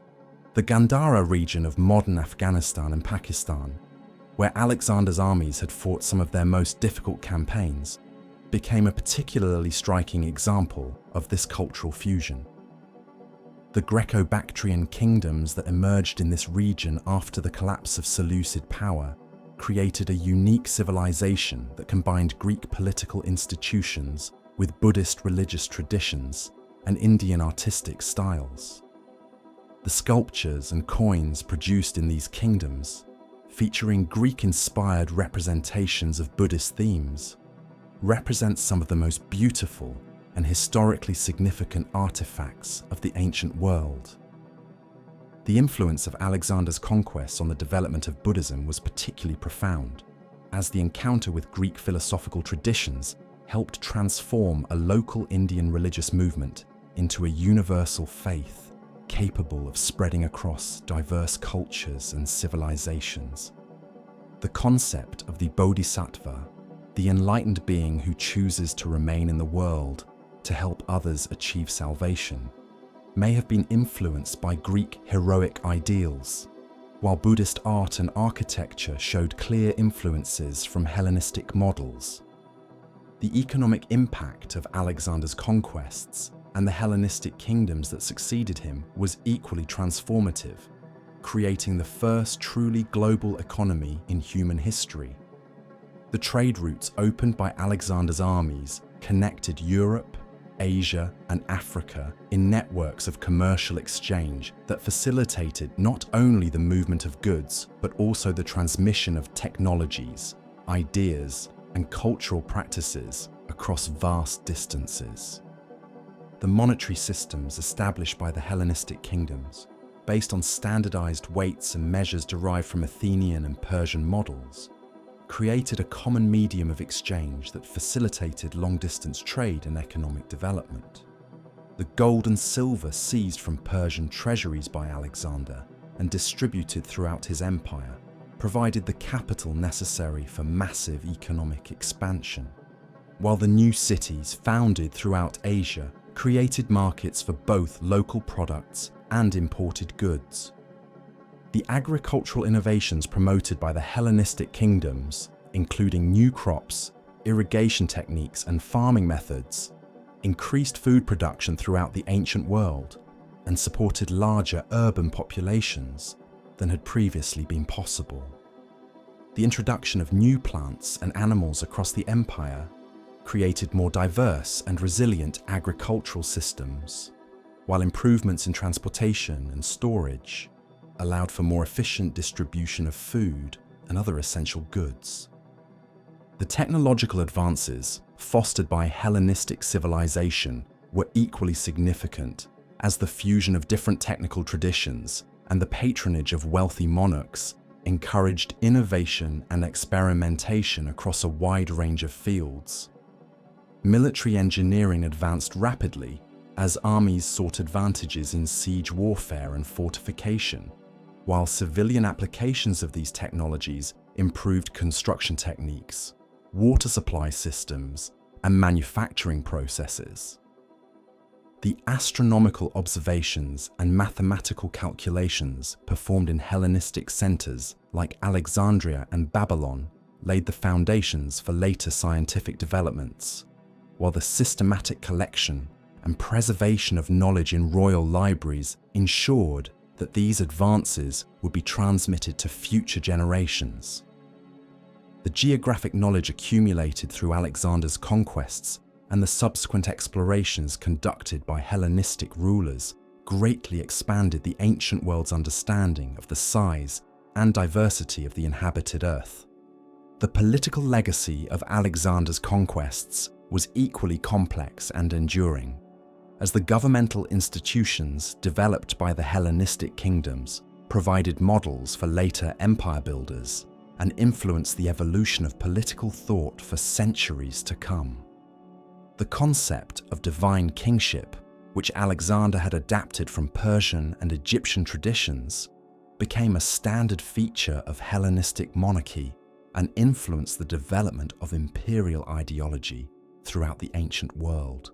The administrative systems created by the diadochi to govern their vast territories represented sophisticated attempts to balance central authority with local autonomy, using a combination of appointed governors, autonomous cities, and allied kingdoms to maintain control while encouraging economic development and cultural flourishing.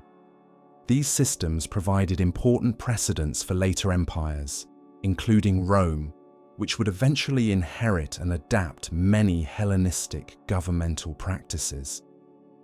The legal traditions that developed within the Hellenistic kingdoms reflected the same kind of cultural fusion that characterized other aspects of these civilizations, as Greek legal concepts were modified to accommodate local customs and traditions. The resulting legal systems, while maintaining essential features of Greek jurisprudence, were flexible enough to govern diverse populations with different cultural backgrounds and social structures. The military innovations developed during the Hellenistic period, building on the tactical and organizational advances pioneered by Philip and Alexander, influenced military practice throughout the ancient world and beyond. The combined arms approach that integrated heavy infantry, cavalry, artillery, and specialized troops became the standard model for subsequent armies, while the professional military establishments maintained by the Hellenistic kingdoms provided important precedents for later developments in military organization. The cultural and intellectual achievements of the Hellenistic period represented the fulfillment of Alexander's vision of bringing Greek civilization to the wider world, while simultaneously enriching that civilization through contact with other traditions and peoples. The philosophical schools that flourished in Hellenistic cities addressed the spiritual and intellectual needs of cosmopolitan populations, developing new approaches to ethics, politics, and the meaning of life that would influence human thought for millennia. Stoicism, perhaps the most influential of the Hellenistic philosophical movements, emerged from the encounter between Greek rational thought and the practical challenges of governing diverse populations across vast territories. The Stoic emphasis on universal human brotherhood, rational acceptance of fate, and duty to the common good reflected the realities of life in the multicultural empires that had emerged from Alexander's conquests. Similarly, Epicureanism offered a philosophy of personal fulfillment and happiness that appealed to individuals seeking meaning and purpose in the complex urban environments of the Hellenistic world. The Epicurean emphasis on friendship, moderation, and the pursuit of genuine pleasure provided a counterpoint to the more demanding ethical systems of earlier Greek philosophy, while their materialist understanding of the universe reflected the increased scientific knowledge available in Hellenistic centers of learning. The artistic achievements of the Hellenistic period represented a similar fusion of Greek traditions with new influences and opportunities, as artists working under royal patronage created works of unprecedented scale, complexity, and emotional power. The Colossus of Rhodes, one of the 7 wonders of the ancient world, exemplified the ambition and technical skill of Hellenistic artists, while the sculptural programs of cities like Pergamon demonstrated their ability to create coherent, artistic statements that combined aesthetic beauty with political meaning. Hellenistic architecture, building on the classical Greek orders but adapting them to new purposes and environments, created distinctive regional styles that influenced building traditions throughout the ancient world. The great palaces, temples, and public buildings constructed in Hellenistic cities combined functional efficiency with symbolic grandeur, creating urban environments that impressed visitors while serving the practical needs of large, diverse populations. The preservation and transmission of Greek literary traditions by Hellenistic scholars ensured that the masterworks of classical literature would survive to influence later civilizations, while the new literary forms developed during this period, including pastoral poetry, prose romance, and scientific writing, expanded the range of human expression and understanding.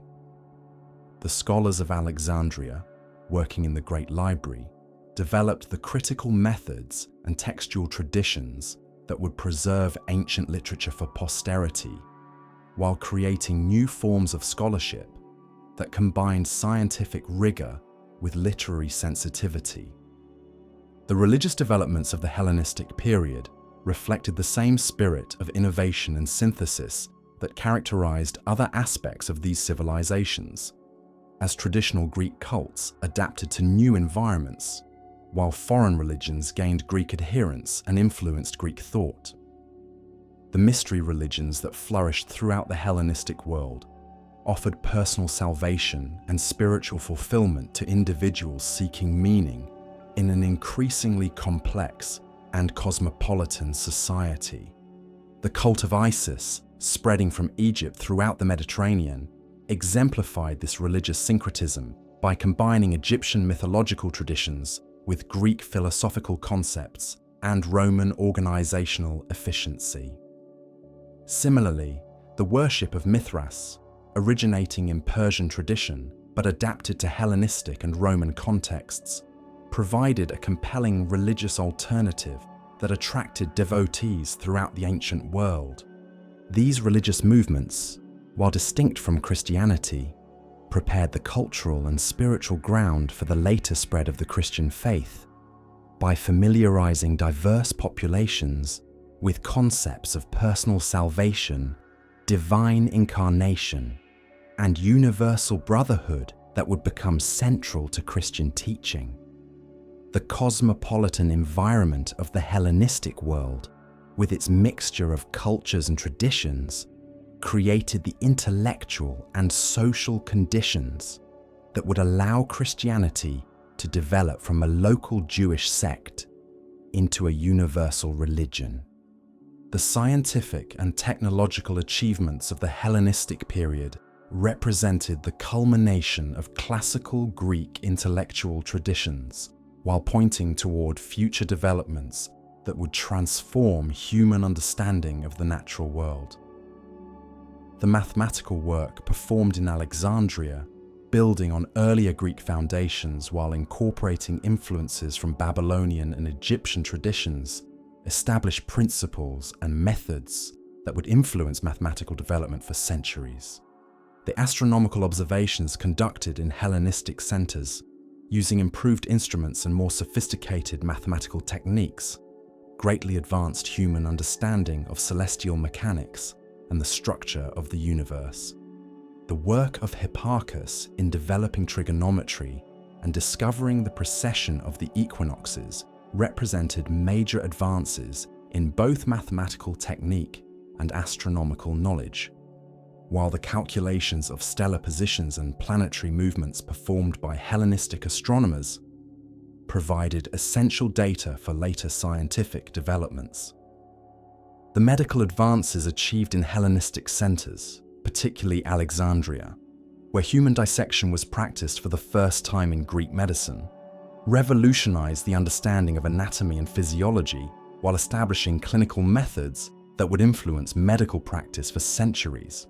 The work of physicians like Herophilus and Erasistratus in mapping the nervous and circulatory systems represented major advances in scientific knowledge, while their development of improved surgical techniques and diagnostic methods had immediate practical benefits for medical treatment. The engineering achievements of the Hellenistic period, including the construction of massive harbors, sophisticated water supply systems, and innovative military machines, demonstrated the practical application of scientific knowledge to solving real-world problems. The Pharos Lighthouse of Alexandria, standing over 100 meters tall and visible from great distances at sea, represented both a major engineering accomplishment and a powerful symbol of Hellenistic civilization's ability to harness natural forces for human benefit. The economic systems developed by the Hellenistic kingdoms represented equally significant innovations in the organization of human society, as royal administrators devised new methods for managing agricultural production, regulating commerce, and generating revenue that would influence economic practice throughout the ancient world. The banking systems pioneered in Hellenistic centers, including the use of credit instruments and international monetary exchange, facilitated long-distance trade while providing models for later commercial development.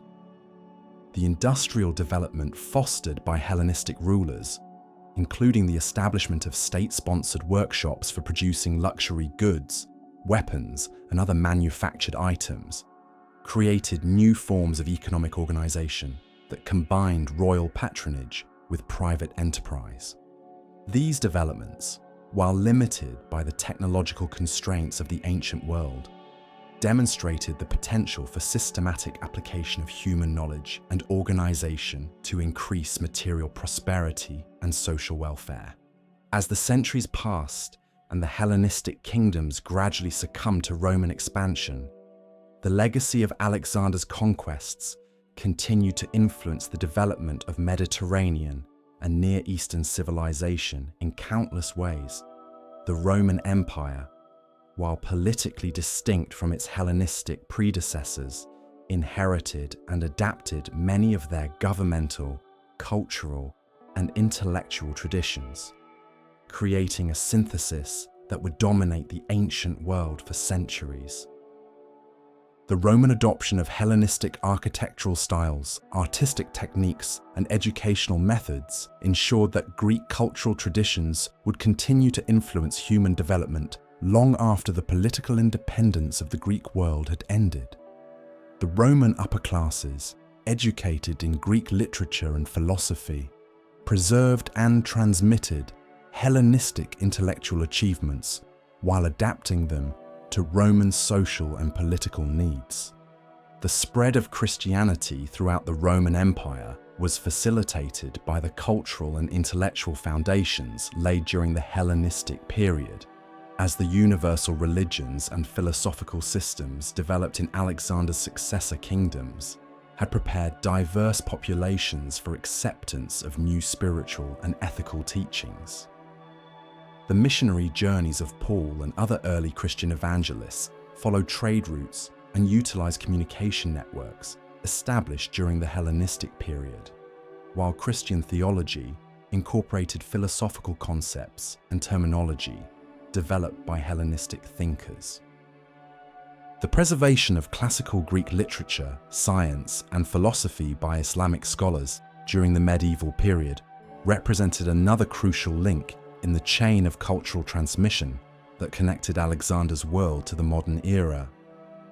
The translation movement that flourished in Baghdad and other Islamic centers preserved Hellenistic scientific and philosophical works that might otherwise have been lost, while Islamic thinkers like Averroes and Avicenna developed new syntheses that combined Greek rational thought with Islamic religious teaching. The rediscovery of these texts by medieval European scholars, working through Arabic translations and commentaries, helped spark the intellectual revival that would eventually lead to the Renaissance and the scientific revolution. The mathematical, astronomical, and medical knowledge preserved from the Hellenistic period provided essential foundations for later European scientific development, while Hellenistic philosophical and political concepts influenced the emergence of modern political thought. The archaeological rediscovery of Alexander's world, beginning in the 18th century and continuing to the present day, has revealed the material foundations of Hellenistic civilization, while providing new insights into the daily lives of the people who inhabited Alexander's empire and its successor kingdoms. Excavations at sites like Alexandria, Antioch, and Iconium have uncovered the remains of the cities that Alexander founded, revealing the sophisticated urban planning, architectural innovation, and artistic achievement that characterized these centers of Hellenistic culture. The discovery of Hellenistic coins, inscriptions, and artistic objects throughout the former territories of Alexander's empire has demonstrated the extent to which Greek cultural influences penetrated into local societies, while also revealing the ways in which those influences were adapted and modified by different populations. The bilingual inscriptions found in many Hellenistic sites provide valuable evidence for the processes of cultural interaction and synthesis that Alexander's conquests had initiated. The study of Hellenistic art, literature, and philosophy by modern scholars has revealed the remarkable creativity and innovation that characterized this period, while also demonstrating the continuing relevance of Hellenistic achievements for contemporary human concerns. The Hellenistic emphasis on individualism, cosmopolitanism, and cultural tolerance resonates with modern values, while their scientific and philosophical achievements continue to influence human thought and knowledge. In the final analysis, Alexander's true legacy lies not in the political empire that collapsed within a generation of his death, but in the cultural transformation that his conquests initiated and that continued to shape human civilization for centuries to come. His vision of bringing Greek culture to the wider world was realized not through political conquest, but through the gradual process of cultural exchange and synthesis that occurred in the cities he founded and the kingdoms his successors established. The fusion of Greek and Near Eastern traditions that Alexander promoted created new forms of art, literature, philosophy, and science that enriched human culture, while demonstrating the creative potential that emerges when different civilizations encounter each other in conditions of mutual respect and peaceful interaction.